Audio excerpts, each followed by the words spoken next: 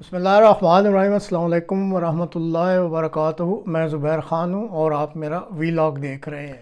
قائد کی زندگی سے چند انمول واقعات۔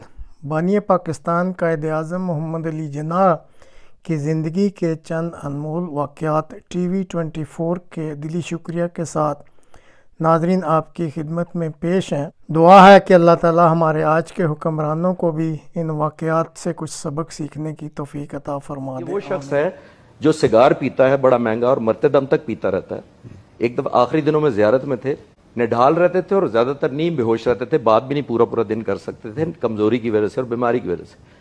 تھوڑے سے فریش تھے، لان میں بیٹھے ہوتے، اے ڈی سی کو بلایا، اس کو کہتے ہیں میرا سگار کا بل لے کے آؤ۔ تو اے ڈی سی نے کہا کہ سر آپ گورنر جنرل ہیں، آپ کی انٹائٹلمنٹ ہے، تو آپ کی طبیعت بھی ٹھیک نہیں تھی، تو یہ بل تو ادا ہو چکے ہیں۔ کہتے ہیں سارے بل لے کے آؤ۔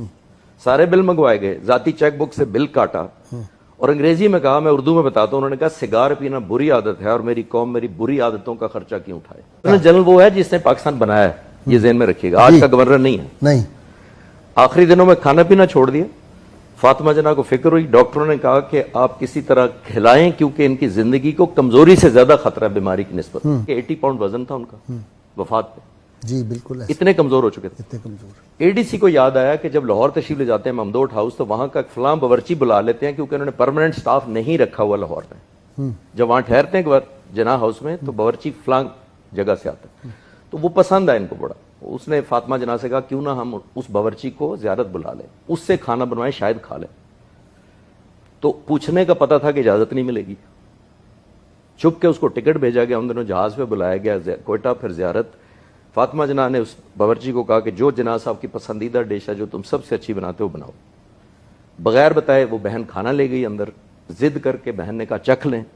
خوشگوار حیرت ہوئی اس کو جب وہ کھاتے چلے گئے اور پیٹ بھر کے بڑے دنوں بعد کھا لیا۔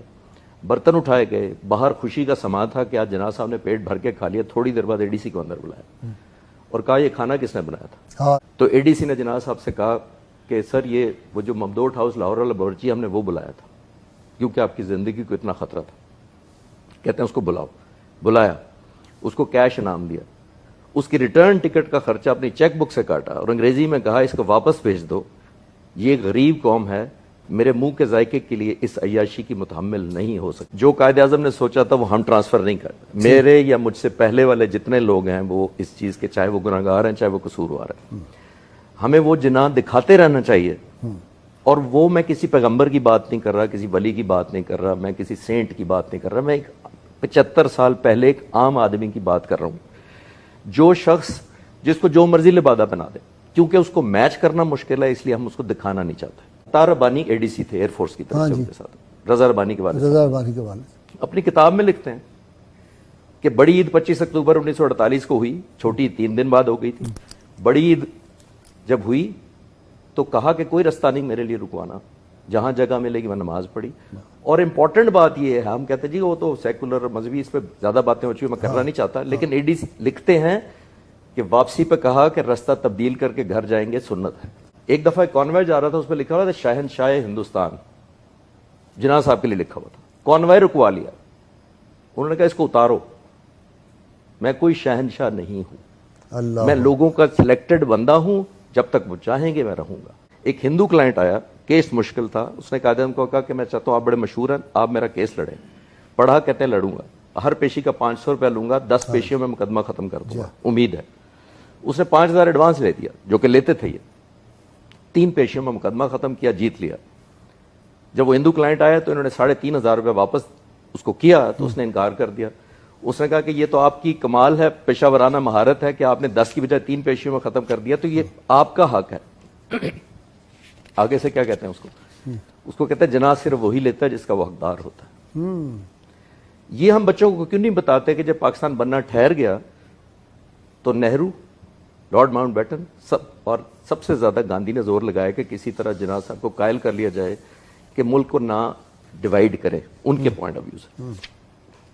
سب سے پہلے ان کو بڑی آفرز کی گئی، منسٹری آفر کی گئی، بڑا کچھ آفر کیا گیا، نہیں مانے۔ آج کل کے کمپیئر کریں ذرا کہ کیا کچھ ہوتا ہے تو ہمارے کہاں کس پہ بک جاتے ہیں۔ گاندھی نے کہا کہ ہم پورے ہندوستان کا آپ کو پہلا وزیر اعظم بنانے کو تیار ہیں، اور پورا ہندوستان کے پی کے سے بنگلہ دیش تک، ذرا ذہن میں رکھیے۔ جی ہاں، انکار کر دیا اور زبردست بات کی۔ انگریزی میں کہتے ہیں کہ اس کو کہتے ہیں what you demand from me belongs to my nation and as a trustee I cannot give you what is a trust. اعتبار نہیں بیچا.